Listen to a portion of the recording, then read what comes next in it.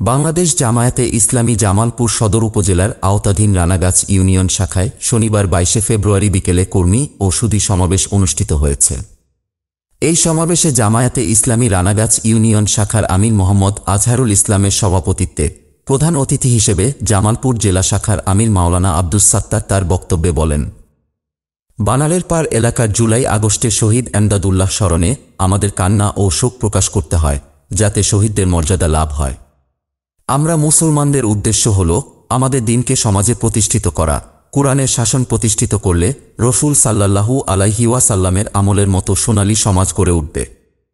অনুষ্ঠানে শাখার সেক্রেটারি মোহাম্মদ আতাউর রহমান শামীম সহ অন্যান্য অতিথি ও অংশগ্রহণকারীরা তাদের মন্তব্য প্রদান করেন। এই সমাবেশের মাধ্যমে সংগঠনটি কুরআনের শাসন প্রতিষ্ঠা ও মানবতার সম্মান রক্ষায় একসঙ্গে কাজ করার বার্তা প্রদান করেছে। জামালপুর সদর উপজেলা প্রতিনিধি মোহাম্মদ বিপুল হোসেনের পাঠানো তথ্যচিত্রে ডেস্ক রিপোর্ট মিশন 90। মিশন 90 সংবাদের পিছনে নয়, ভিতরে ছুটি।